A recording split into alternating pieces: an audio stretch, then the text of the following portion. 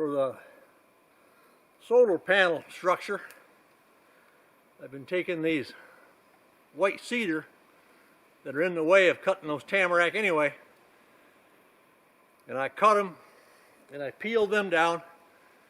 And the white cedar is a light enough wood that even a log this size I could easily carry and drag them out. So hopefully next week I'll get building on that structure for the solar panels.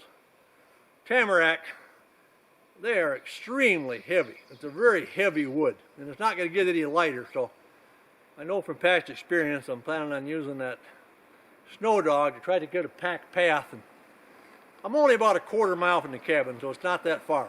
But it'd be nice having that machine to skid those logs up to where I want to build a gazebo using them.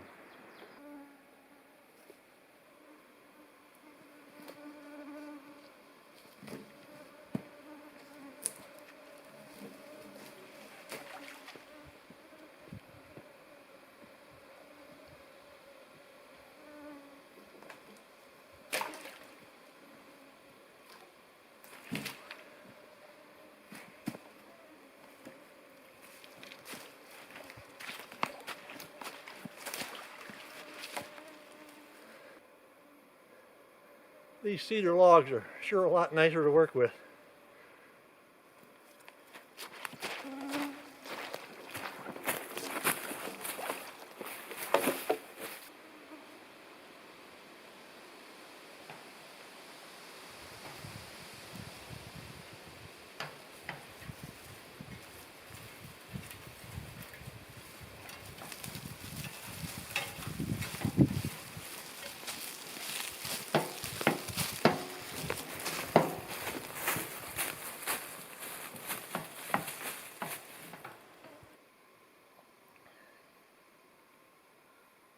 There's a fair amount of mosquitoes around, but not bad at all really. And you get these times when for whatever reason, right now they're not bothering me at all. I got my logging operation down there in the woods now. They're pretty thick down there, but I did put a little bug dope around my ears and back of my neck and just on my wrist, and that seemed to take care of it. Back here having my lunch, and whenever I come out of the woods, I strip down. I call them my tick clothes. So instead of getting any ticks, getting a free ride inside the cabin, I strip down and I walk inside and got a change of clothes in there. Well, yesterday I was over in the logging project and tired, and I got back and I stripped down, and I'd taken a lot of video of the logging operation, so I just, in my BVDs, I sat down in the chair inside and was reviewing the video. All of a sudden there's some guy walking across the yard with a big camera hanging from his neck. Kind of give me a start. I got some pants on and stepped outside, and it was a guy that I'd heard about, that he was in this area he's setting up some things. And he'd come back and was roaming around the woods, and his name was Ben, and we got talking for a while here in the chairs, and then the more I talked and the more he talked, I realized that I had things I had to show him. So in the afternoon we ended up doing a 5-mile walk through the swamps, and when I got into some of the nastier areas and kind of the areas that I like, down in some wet old cedar bogs, his excitement even grew more. So we had a lot in common, and he was really enthralled with the area and take pictures over time for 20 years. So he's a long-range thinker up here. I think we're going to have more things in common and be doing some things together up here in the years to come.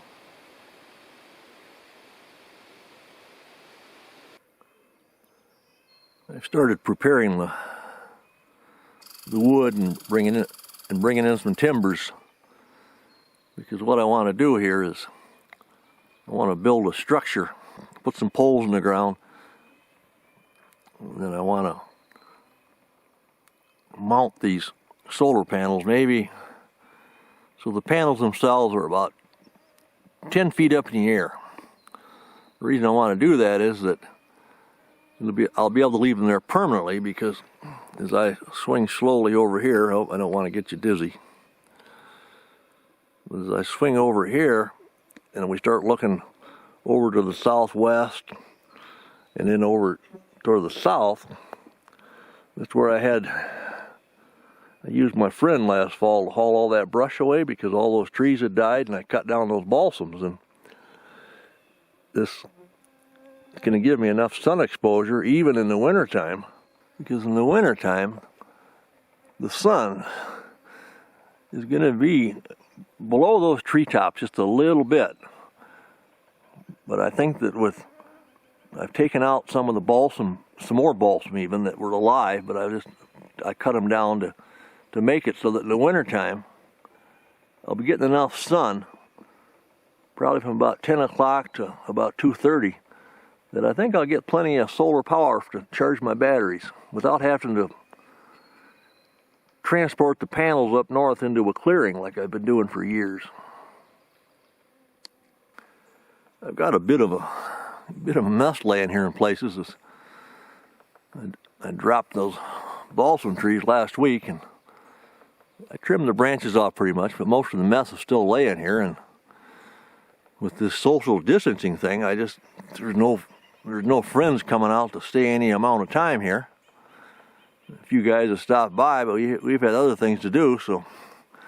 But yesterday, David and I, we were taking a break over in doing our social distancing inside the screen tent over there, and we were ready to go for a walk. And he said, "Oh, I'm having a hard time waking up. I'm having a hard time waking up." Well, it's just a kind of a trick people can use. He walked over and he grabbed that axe and started swinging and splitting up that wood. And what his whole idea was just to get his body woke up and get some action going, get some blood pumping, and then we were ready to go. It was okay with me. He could have kept on splitting.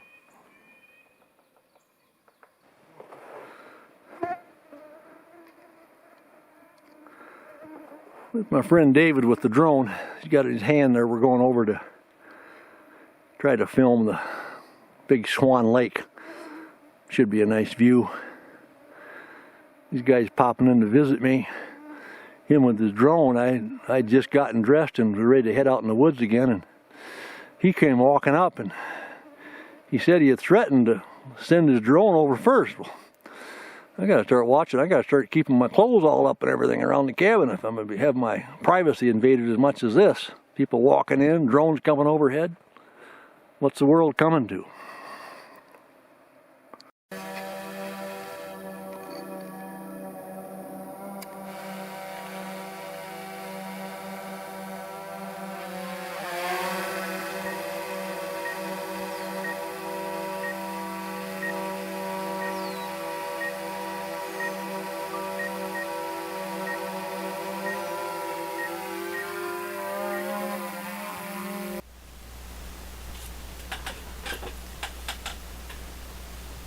This area we're looking at here it's about a mile east of where the cabin is. Hawks Pond, we go west about half, 3/4 of a mile. And here we are to the east, and this is a big body of water over here that the beavers keep backed up. But over here there are no springs, so when snow melt runs off, and if they don't get any rains, oftentimes by fall, this whole pond over here is bone dry and there's not a thing in it. One interesting thing is, and this thing goes by different names over here, I call it Swan Lake now for the videos. Some of the hunters call it something different.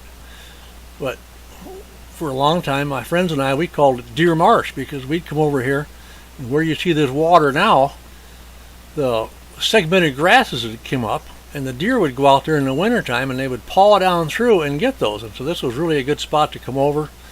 And you could see some deer out there in the evenings especially, and then over on the edges you might find a lot of wolf sign where they'd come around. And in fact, one time I was in there, it was wet in the spring, and that's when the wolves were so thick in there, they'd just been there, it just stunk like a wet dog. But now as we head even further east, this little line of trees you see here to the right when I was deer hunting, that was one of my favorite little funnels. It's deer wanted to cross, they had to kind of take that high ground across to get across this big complex. And I used to spend a lot of time sitting there in the trees, and since giving that up to be doing what I find more interesting when I'm up there in that country.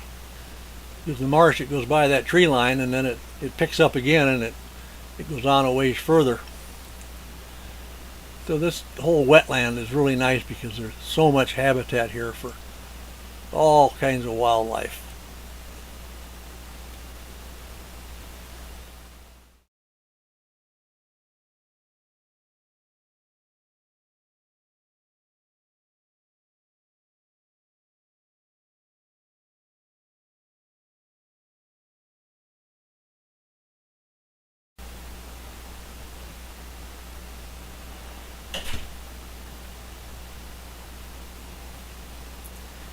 Now here he's flown to the south, and if you got a good memory, you might remember about a year ago walking through a big new clear cut that they had cut the previous year, and here we're along the northeast edge of that, and we're heading back for Swan Lake.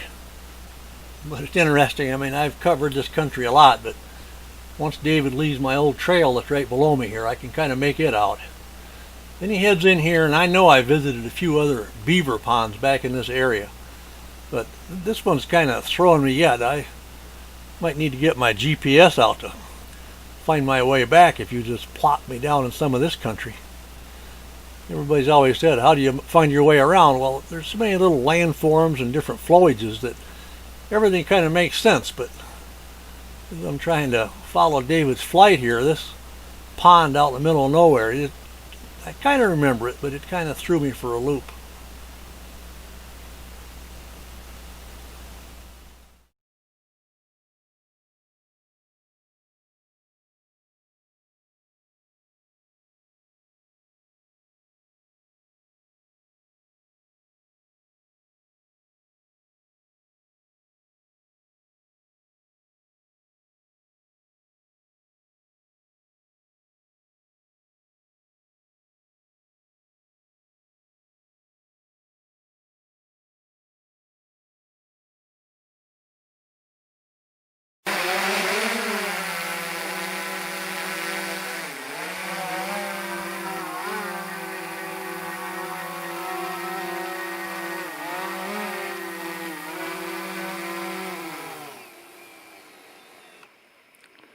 Oh, he's getting good, isn't he?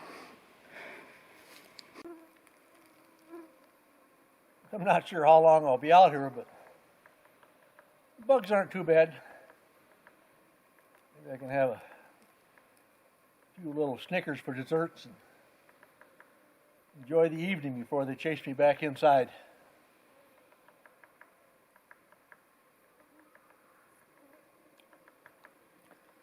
Had surprise company the last 2 days in a row.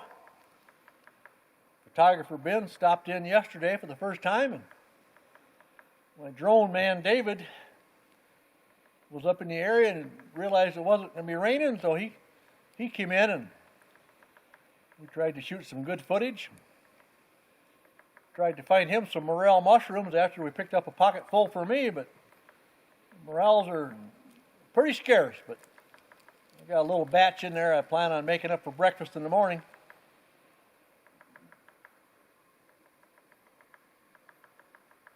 I had a woodchuck here in the yard, and I kind of joked that if he ate those morels that were right here by my cabin, that I'd probably shoot it tomorrow, but he'll live for another day if he doesn't start burrowing underneath something.